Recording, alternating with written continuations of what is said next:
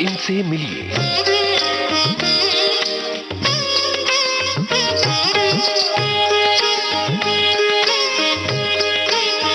दोस्तों नमस्कार, आप सुन रहे हैं विविध भारती और ये है इनसे मिलिए कार्यक्रम।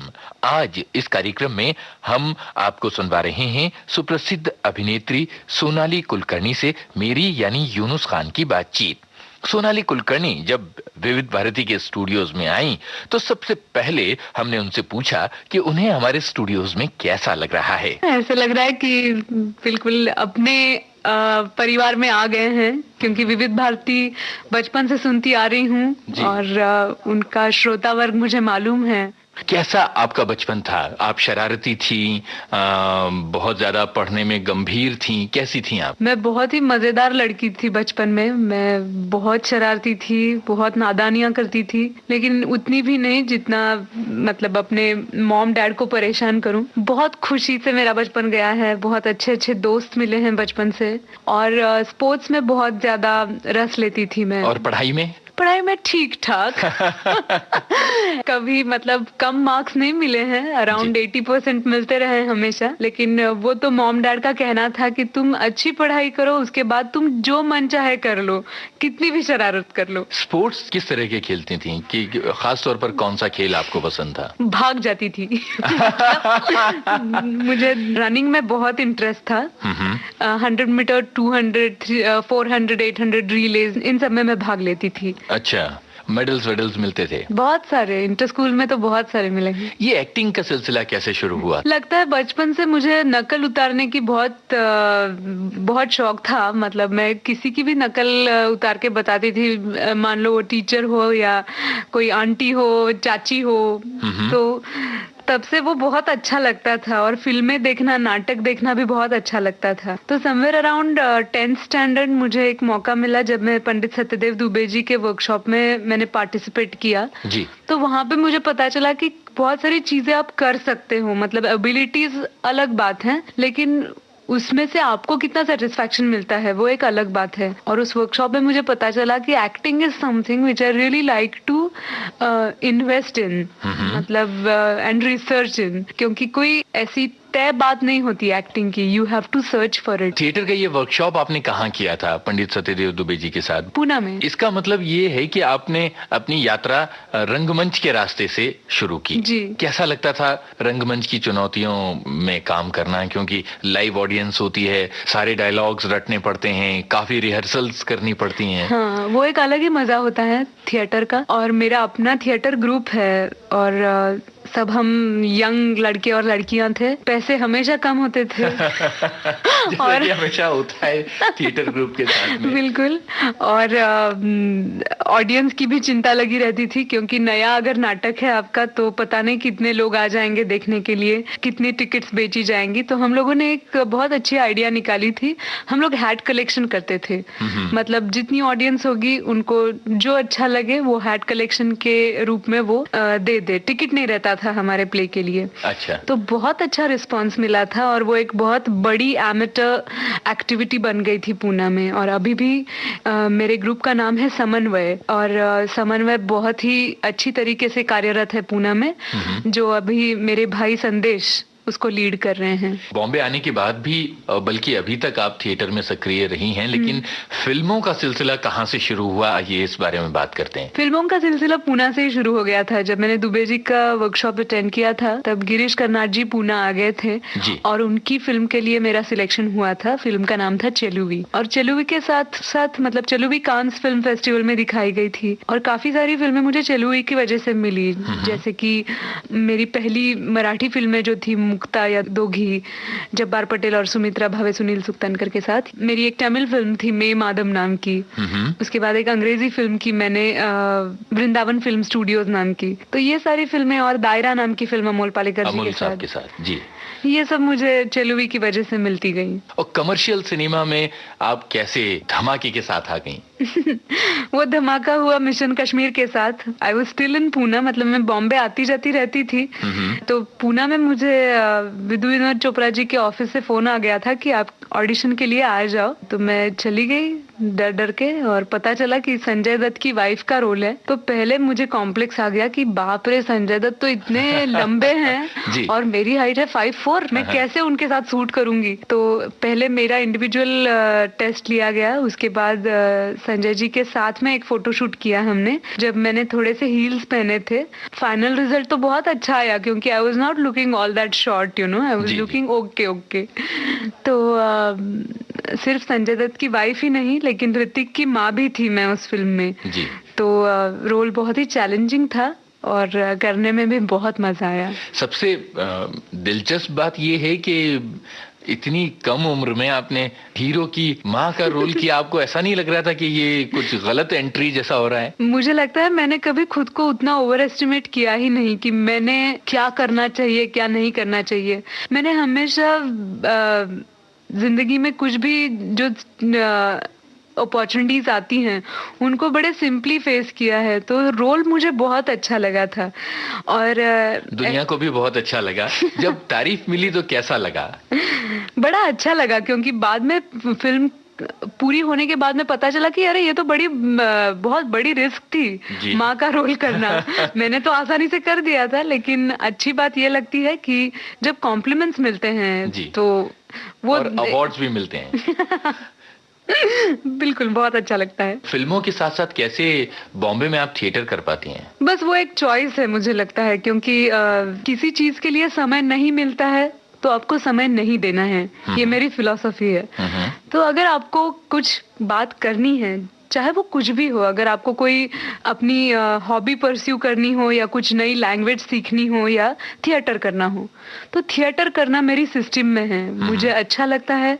वो एक ऐसा माध्यम है जहां मैं लाइव ऑडियंस के सामने अपनी अदा पेश करती हूँ और एज एन एक्ट्रेस मुझे वो चैलेंज लगता है, मजा आता है जी। तो जिस चीज में मुझे मजा आता है वो करने में मुझे समय तो निकालना ही पड़ेगा। आपसे मुलाकात हो और दिल चाहता है कि बात ना हो? बिल्कुल, दिल चाहता है कि बात तो होनी ही चाहिए, क्योंकि वो मेरी बहुत फेवरेट फिल्म है और उसका गाना भी मेरे लिए बहुत लकी साबित हुआ था। वो आपकी एक पहचान, आपका एक ब्रांड बन चुका है। हाँ। वो गाना मैंने काफी जगह परफॉर्म भी किया बाद में जी। वो लड़की है कहाँ जी। और फरहान ने जिस तरह से स्क्रिप्ट लिखी थी, जिस तरीके का मेरा कैरेक्टर था, वो बहुत ही इंटरेस्टिंग था। मतलब ऐसे कैरेक्टर्स कम लिखे जाते हैं जो लाइफ में इतने कैजुअल हो, रिलैक्स्ड हो। असली जिंदगी में आप ऐसी हैं क्या? तेज तर्रार, खुर्राट, गुस्से वाली, एकदम दौड़ा देने वाली? मैं बहुत ही डिफिकल्ट लड़की हूँ, ऐसा मुझे लगता है। मुझे बहुत गुस्सा आता है और सबसे गुस्सा जैसा उस फिल्म में उस कैरेक्टर को नहीं, गुस्सा इस बात का आता है मुझे कि मैं गुस्सा कभी भी दिखा नहीं सकती हूँ। अच्छा। मैं किसी की भी गलती हो, मैं अपने आप पे गुस्सा ज्यादा निकालती हूँ, तो ये बहुत गलत बात है। मुझे ये सीखना है कि किस तरीके से एंगर परफॉर्म किया जाता है, यू नो। मेरे ख्याल से थिएटर में आपने खूब एंगर परफॉर्म किया होगा। हाँ, वो भी होता है फिल्मों में और नाटकों में। ये मुझे जरूर अपॉर्चुनिटी मिलती है कि जो भी भावनाएं मेरी दबी हुई हैं वो सारी बाहर आ जाती हैं, क्योंकि अलग अलग किरदार करने का मौका मिलता है। तो आपके सह कलाकारों को आपके गुस्से के परफॉर्मेंस से बच के रहना चाहिए। आप किसी से भी पूछ लीजिए, मैं किसी को भी गुस्सा नहीं दिखाती हूँ। अच्छा। वो जरूर बोलेगा हाँ, she is a very good girl, दिल से। आपके शौक क्या क्या हैं? क्या क्या नहीं है, बहुत सारे शौक हैं। शॉपिंग सबसे बहुत फेवरेट शौक है। Shop till drop. बिल्कुल।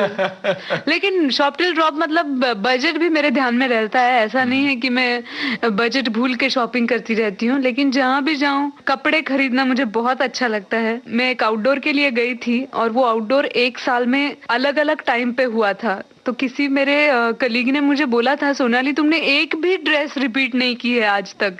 तो हाउ इज इट पॉसिबल? कितने सारे कपड़े हैं तुम्हारे पास। बहुत अच्छा लगता है शॉपिंग करना।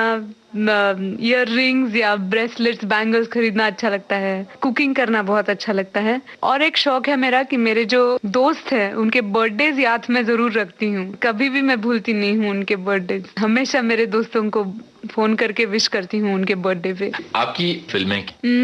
वेल, थिएटर में तो जैसा मैंने कहा, मैं अभी एक अंग्रेजी प्ले प्रिपेयर कर रही हूँ दुबे जी के साथ। और फिल्मों में एक मेरी फिल्म का नाम है हनन, जिसके निर्देशक है मकरंद देशपांडे जी। उसके बाद है Bride and Prejudice, Gurinder Chadha की फिल्म। उसके बाद है व्हाइट रेनबो, इसके निर्देशक है डैरन मनरायर। ये वृंदावन की जो विधवाएं हैं उनके ऊपर बेस्ड कहानी है। ये सारे अलग अलग तरह और एक मराठी फिल्म भी मैंने की है जिसका नाम है देवराई। ये किसने बनाई है? ये सुमित्रा भावे और सुनील सुखतनकर। तो ये सारे अलग अलग तरह के रोल्स हैं। किसी में मैं मजेदार हूँ, किसी में मैं परेशान हूँ। एक देवराई में मैंने एक बहन की भूमिका निभाई है जो कि एक स्किज़ोफ्रेनिक भाई की बहन है, तो बहुत डिफिकल्ट था वो रोल। हनन में कुछ अलग है। हनन में कि आप अपने रोल्स की तैयारी कैसे करती हैं? इट डिपेंड्स, क्योंकि हर एक रोल की डिमांड अलग होती है। कभी कभी आपको बस अपने ऑब्जर्वेशन को थोड़ी सी तकलीफ देनी पड़ती है, याददाश्त को तकलीफ देनी पड़ती है कि ऐसा आपने कहीं देखा है। कभी कभी कुछ सीखना पड़ता है। जैसे किसी फिल्म के लिए मैंने गुलाबड़ी नाम की एक टेलीफिल्म थी अशोक चक्रधर जी की, उसमें मैं एक कुम्हारन थी, तो वो सारा मिट्टी का काम मुझे सीखना पड़ा था। कैसे वो चाक चलाया जाता है, कैसे वो मिट्टी का गोला लेके उसमें से अलग अलग डिजाइन्स, पैटर्न्स बनाते हैं, वो सीखना पड़ा था। और कभी कभी आपको बिल्कुल तैयारी करनी पड़ती है। जैसे डॉक्टर अंबेडकर फिल्म में मैंने रमा अंबेडकर की भूमिका निभाई थी। तो हर एक रोल की डिमांड अलग होती है और उसके हिसाब से आपको तैयारी करनी पड़ती है। खुद को पर्दे पर देखकर कैसा लगता है सोनाली कुलकर्णी को? काफी बार ऐसा लगता है कि अपने आप को नहीं, उस कैरेक्टर को देख रही हूँ। डेफिनेटली मतलब आप अपने आप को पहचान नहीं पाती हैं। बहुत बार ऐसा होता है, क्योंकि अपने पर्सनल लाइफ से काफी अलग होते हैं वो किरदार।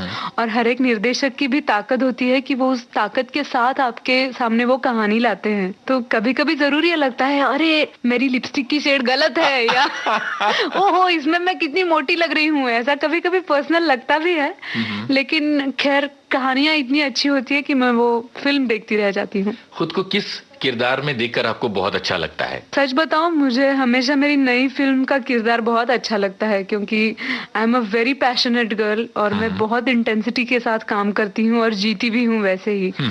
तो जो भी मेरी करंट फिल्म है, जब मैं हनन कर रही थी तो I was absolutely in that role. हनन में मेरा भगवती नाम की लड़की का कैरेक्टर है। आपने कहा था आप कुछ नहीं बताएंगे। सिर्फ नाम बताया, अच्छा। ज्यादा कुछ नहीं। तो वो अच्छा लग रहा था। अभी मुझे फर्क का रोल बहुत अच्छा लग रहा है, क्योंकि बहुत ही अलग किस्म की कहानी है। आपकी एक बात जरूर हमें पता चल गई कि आपको डांस को लेके बड़ा पैशन है। yes. और इसीलिए वो दिल चाहता है कि उस गाने में दिखता है जब आप वो लड़की है कहाँ गाने में एक्टिंग करती हैं, हाथ ऊपर से नीचे हिला के, और वो उस गाने में एक रंग है, शायद वो आपके डांस के पैशन की वजह से आया है। हाँ बिल्कुल वो है। और क्रेडिट तो कोरियोग्राफर फराह खान और डायरेक्टर फरहान अख्तर को भी देना चाहिए, जिन्होंने इतना अच्छा कॉन्सेप्ट लाया था। डांस का रियाज करने का वक्त मिलता है? सच कहना चाहूँ तो बिल्कुल नहीं। मैं I am not in touch with classical dance right now, लेकिन I am very much in touch with all the western kind of dances. Classical नहीं, लेकिन western dance के टच में हूँ। सोनाली जी, बहुत अच्छा लगा आप विविध भारती के स्टूडियो में आई और आपने इतनी अच्छी बातें हमसे की। बहुत बहुत धन्यवाद। बाय। इनसे मिलिए इस कार्यक्रम में अभी आपने सुनी जानी मानी अभिनेत्री सोनाली कुलकर्णी से मेरी यानी यूनुस खान की बातचीत। इस कार्यक्रम के निर्माण में तकनीकी सहयोगी थे शशांक और इसे विविध भारती की ओर से प्रस्तुत किया शकुंतला पंडित ने। इनसे मिलिए।